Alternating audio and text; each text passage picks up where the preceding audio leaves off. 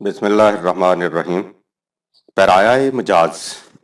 कुरान करीम में बाज़ मुकामात पर अल्लाह ताला के बारे में ऐसे अल्फाज इस्तेमाल हुए हैं जो इंसानी अज़ा, हाथ, आँख पर दलालत करते हैं। ज़ाहिर है कि ये महज एक पैराया बयान है जिसमें ये अल्फाज इस्तारतन हमारे तरीक़ा कलाम के मुताबिक इस्तेमाल हुए हैं, वरना जिस ज़ात के मुतल्लिक़ खुद कुरान का बयान हो कि लाइसा कमिस्लिही शैउन, सूरा 42 आयत नंबर 11, उसकी मिसल कोई शय नहीं, उसके लिए ये अल्फाज इन मानों में नहीं आ सकते जिनमें हम इन्हें इस्तेमाल करते हैं। मसलन सूरह कसस में है कुल्लु शैइन हालिकु इल्ला वजहहू, सूरा 28 आयत 88, उसकी ज़ात के सिवा हर शय फना हो जाने वाली है। वजह के लफ्ज़ के मानी चेहरा है, लेकिन जाहिर है कि उससे यहाँ मफहूम चेहरा नहीं हो सकता। मफहूम तर्जमा से जाहिर है। दूसरी जगह है कुल्लु मन अलैहा फ़ान व यब्का वजहु रब्बिका ज़ुल जलाल वल इकराम, सूरा 55 आयत नंबर 26-27। सतह अर्ज पर जो कोई भी है फ़ानी है और बाकी रहने वाली साहिबे जलाल व अज़मत की ज़ात है।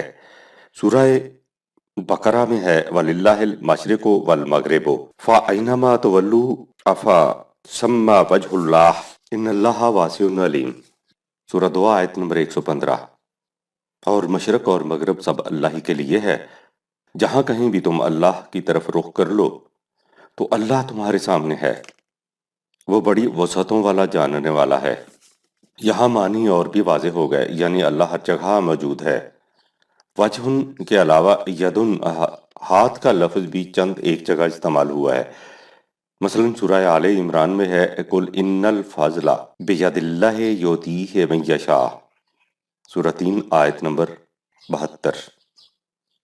कहो कि यकीनन फजल अल्लाह के हाथ में है, जिसे वो चाहता है अपने कानून मशीयत के मातहत अता कर देता है। जाहिर है कि यहाँ यद के मानी हाथ नहीं बल्कि कब्ज़ा व इख्तियार है। खुद हमारी ज़बान में भी उसके यही मानी होते हैं। कुरान करीम में है कि हज़रत इब्राहीम, हज़रत इसहाक और हज़रत याकूब अलैहिमुस्सलाम उलिल ऐदी वल अब्सार, हाथों और आँखों वाले थे। मानी वाज़ेह हैं कि वो साहिब क़ुव्वत व बसीरत थे, इसलिए यदुन हाथ के मानी कब्ज़ा व इख्तियार, क़ुव्वत व शौकत के हैं। सूरह ज़ारियात में है वस्समाए बनैनाहा बिअयदिन व इन्ना लमूसिऊन, सूरा 51 आयत 47। और आसमान को हमने क़ुव्वत हाथों से बनाया और हम यकीनन वसी व अरीज़ कायनात पैदा करने वाले हैं। हुदैबिया के मुकाम पर जब परस्तारान तौहीद ने अपनी तमाम मताए हयात अल्लाह की राह में पेश कर दी और आलाए कलमतुल हक के लिए सब कुछ कुर्बान कर देने का अहद किया, तो इरशाद हुआ कि इन्नल्लज़ीना युबायिऊनका इन्नमा युबायिऊनल्लाह यदुल्लाहि फ़ौक़ा ऐदीहिम, सूरह 48 आयत 10। ऐ रसूल, जो लोग तुझसे बैत कर रहे हैं वो दर हकीकत अल्लाह से बैत करते हैं, उनके हाथ पर अल्लाह का हाथ है, यानी वो लोग जान और माल अल्लाह के हाथों बेच रहे हैं। ये बेचने वाले हैं और अल्लाह खरीदने वाला है। यहाँ भी यद हाथ के मानी वाज़े हैं। सूरह ज़ुमर में है वलर्ज़ु जमीअन क़बज़्तुहु यौमल क़ियामति वस्समावातु मुतव्विय्यातुन बियमीनिही सुब्हानहु व तआला अम्मा युशरिकून, सूरा नंबर 29 आयत 67। क़यामत के दिन तमाम ज़मीन उसके कब्ज़ा में होगी और आसमान लिपटे हुए उसके दाहिने हाथ में। अल्लाह पाक और बुलंद है उस शिर्क से जो लोग उसके साथ करते हैं। यहाँ भी हाथ के मानी कब्ज़ा व इख्तियार के हैं। किस्सा हज़रत नूह अलैहिस्सलाम में है कि हमने नूह से कहा वस्नइल फुल्का बायुनिना व वहियना, सूरा नंबर 11 आयत नंबर 37। हमारी आंखों के सामने और हमारे हुक्म के मुताबिक एक कश्ती बनाओ।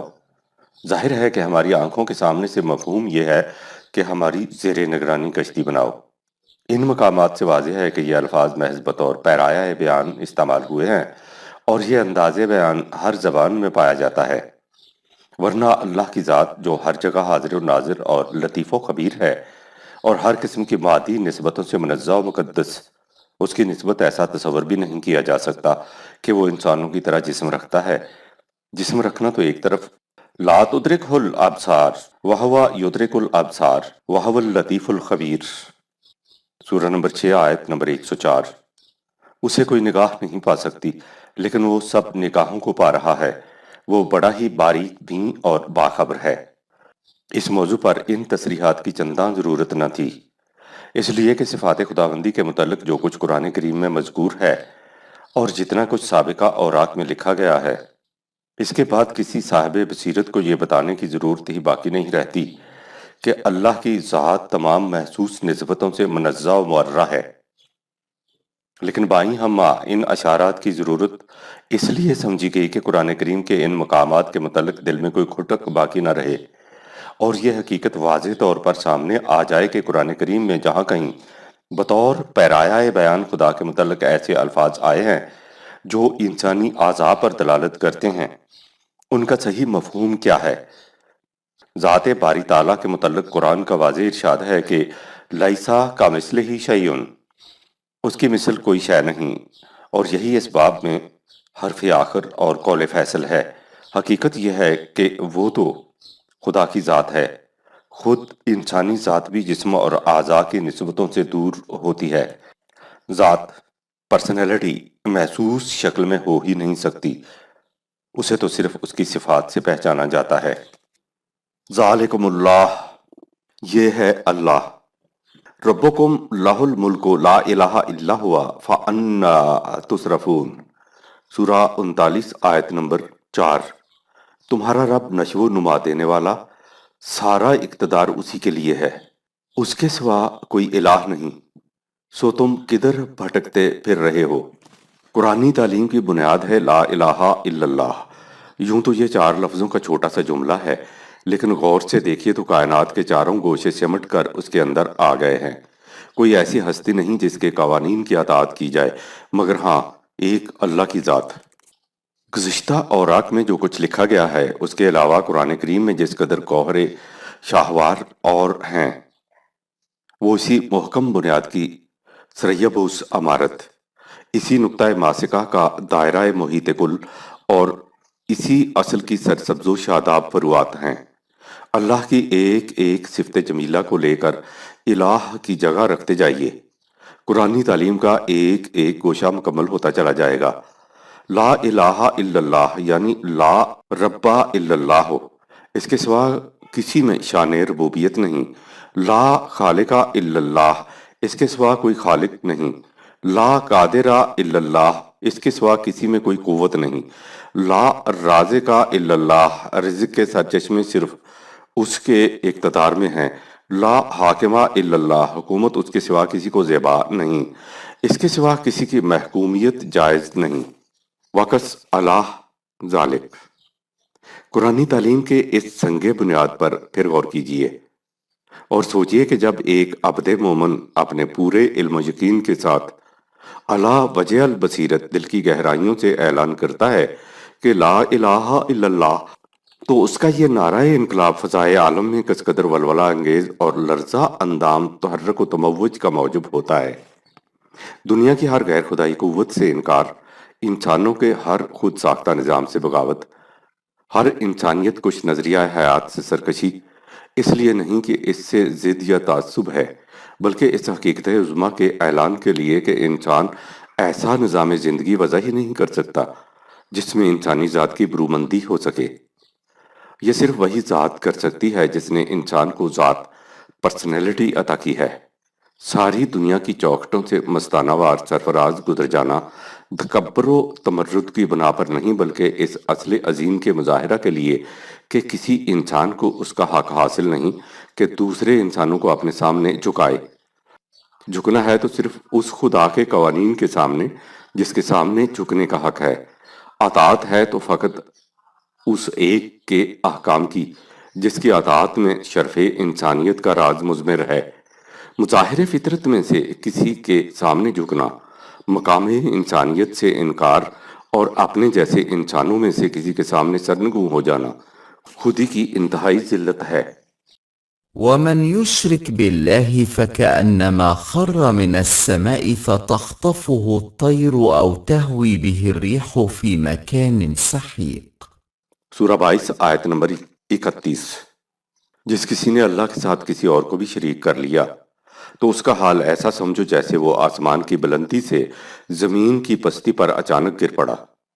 جو چیز اس طرح گرے گی اسے یا تو کوئی اچک لے گا یا ہوا کا جھونکا کسی دور دراز گوشہ میں لے جا کر پھینک دے گا۔ شرک کو اسی لیے ظلم عظیم کہا گیا ہے، سورہ 31 آیت نمبر 13، کہ اس سے بڑھ کر بے جا بات کوئی نہیں۔ یہ اپنی ہستی کا انکار اور ان کی خدائی کا اقرار ہے جو زیادہ سے زیادہ اپنے جیسے انسان ہیں۔ عباد امثالکم، سورہ 7 آیت نمبر 194۔ جس شخص نے شرف انسانیت اور تکریم خودی جیسی متاع بے بہا یوں دوسروں کی نظر کر دی تو اس کے بعد اور کون سی چیز باقی رہ سکتی ہے جسے بیچ ڈالنے میں اسے کسی قسم کا باک یا تعامل ہو سکتا ہے۔ ایسا انسان اپنے پست جذبات کا غلام ہوتا ہے، اور غلام کی یہ کیفیت کہ دین و دانش را غلام ارزان دهد تا بدن را زنده دارد جان دهد. گرچه بر لب هایی او نام خداست، قبلای او طاقتی فرمان زواست. ای صنم تا سجداش کردی خداست، چو یکیان در قیام آیی فناست. آن خدا نانی دهد جانی دهد، این خدا جانی بود نانی دهد. خدائی ضابطۂ قوانین کے مقابلہ میں انسانی نظام زندگی خواہ اپنا وضع کرتا ہو یا کسی اور کا، غیر اللہ کی عبودیت ہے، جس کا لازمی نتیجہ ذلت و رسوائی اور عدم سکون و فقدان طمانینت کا ایسا جہنم ہے جس کے جہاں سوز و جہانگیر شعلے بساط زندگی کے ہر گوشے کو اپنی لپیٹ میں لے لیتے ہیں۔ اس کے برعکس جو شخص قوانین خداوندی کی محکمیت پر ایمان رکھتا ہے وہ انفس و آفاق کی تمام قوتوں کو اس بلند و بالا ضابطہ کے ساحلوں میں محصور کر کے کشتی حیات کو رواں دواں اس جنت کی طرف لے جاتا ہے جہاں کسی قسم کا خوف و حزن نہیں ہوتا۔ ان الذین قالوا ربنا اللہ ثم استقاموا تتنزل علیہم الملائکۃ الا تخافوا ولا تحزنوا وابشروا بالجنۃ التی کنتم توعدون، سورہ 41 آیت نمبر 30۔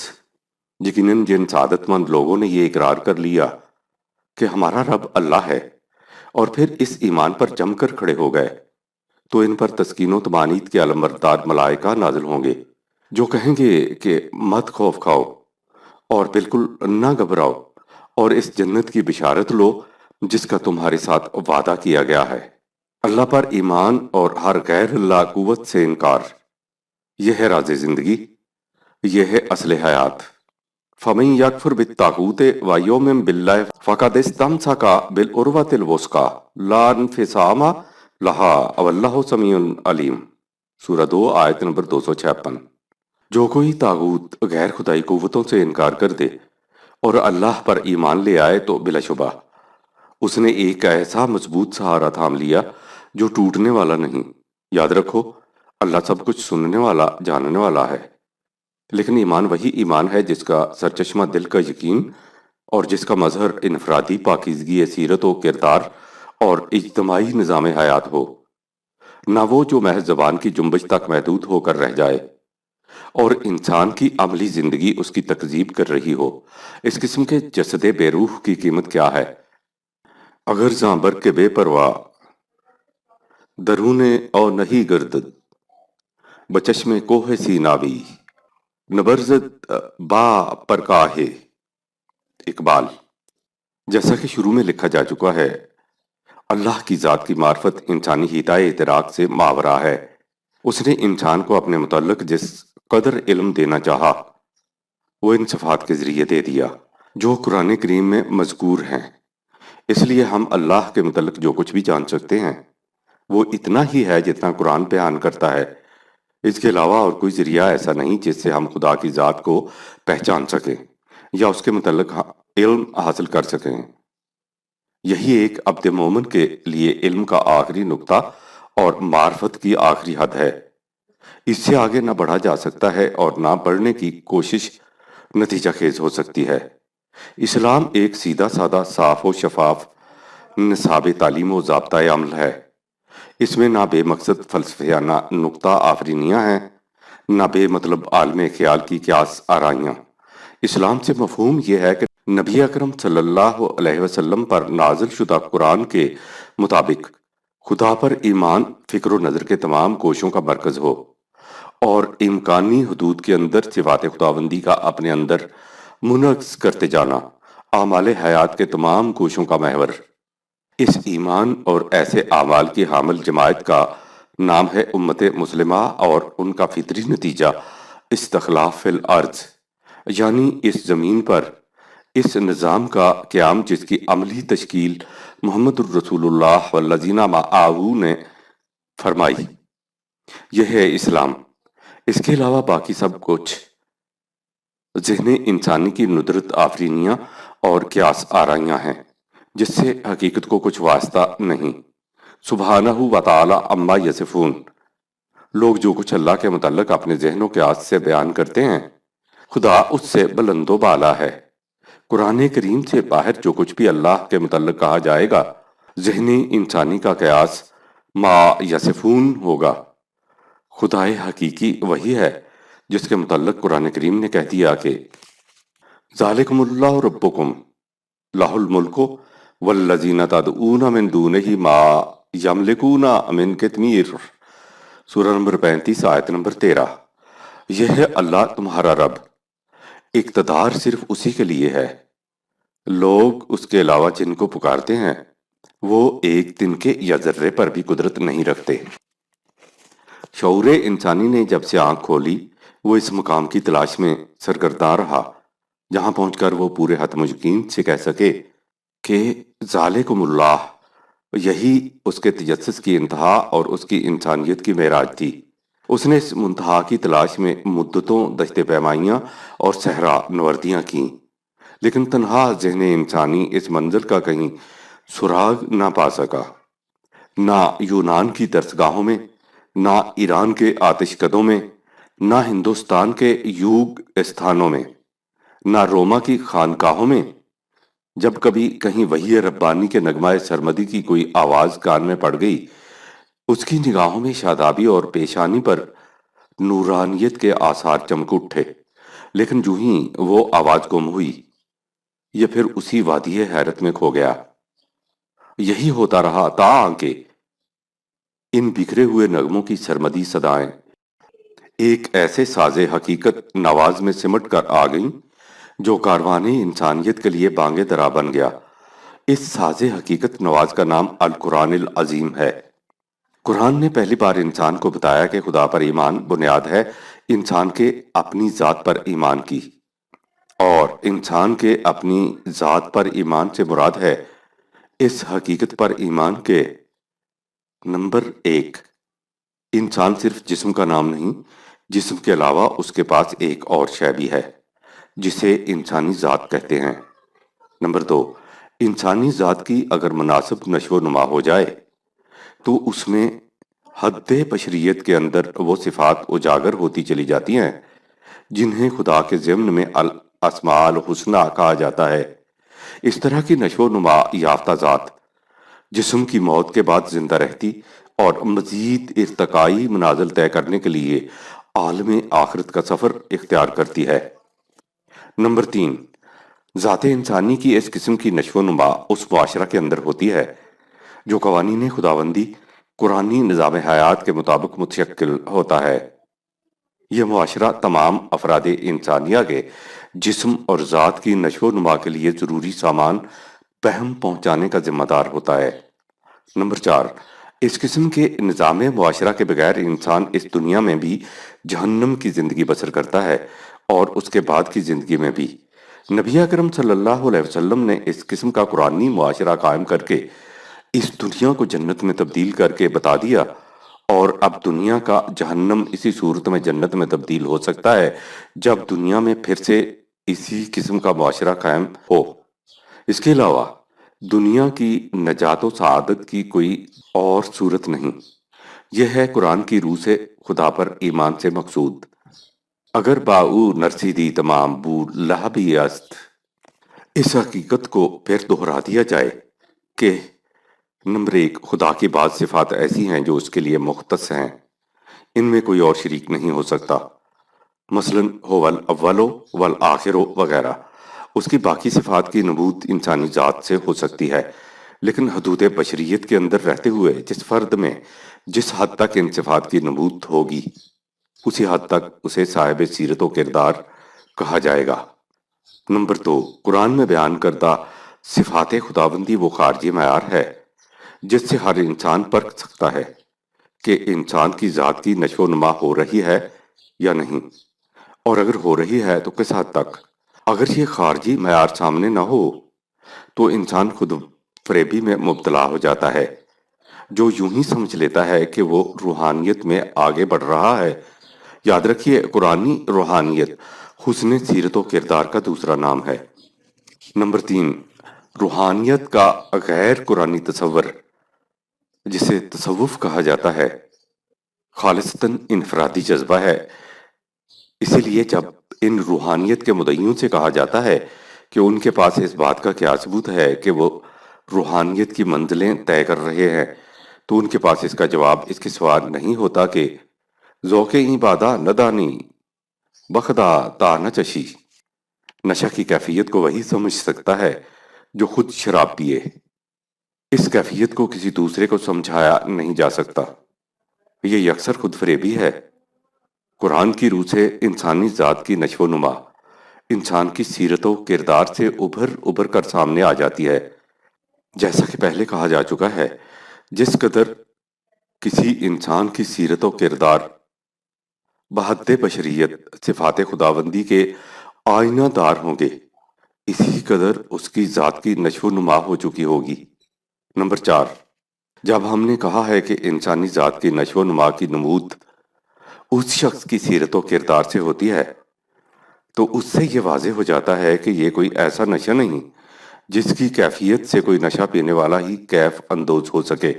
نشو و نما یافتہ ذات کے جوہروں کی نمود انسانوں کی اجتماعی زندگی میں ہوتی ہے، کیونکہ سیرت و کردار کا پتہ ہی اس وقت چلتا ہے جب ایک انسان کا معاملہ دوسرے انسانوں سے پڑے۔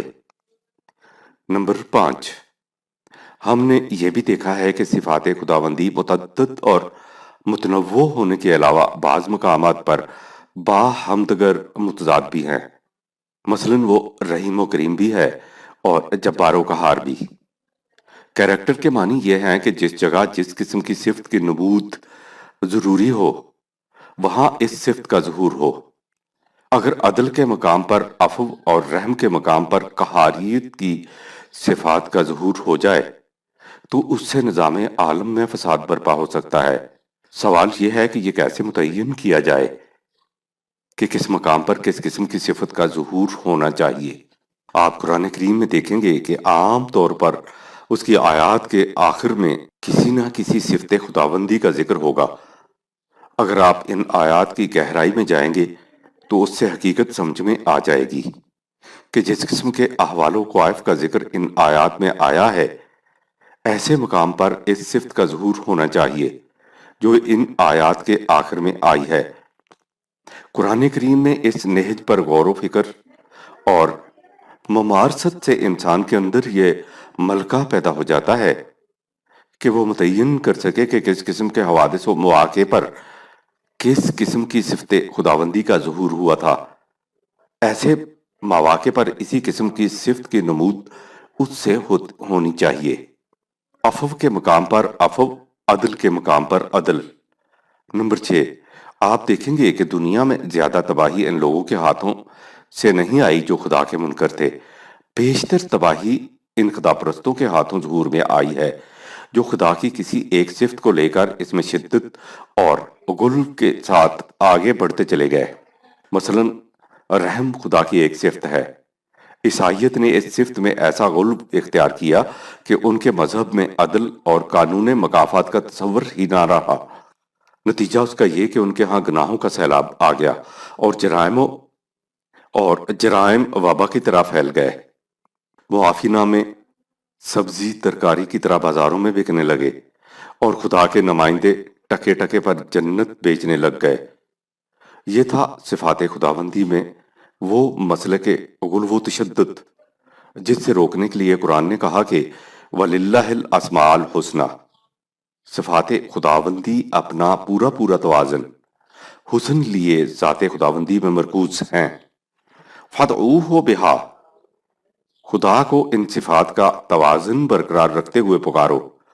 وَذَرُوا الَّذِينَ يُلْحِدُونَ فِي أَسْمَائِهِ، جو لوگ اس کی بعض صفات کو لے کر ایک طرف کو نکل دوڑتے ہیں ان سے قطع تعلق کرو۔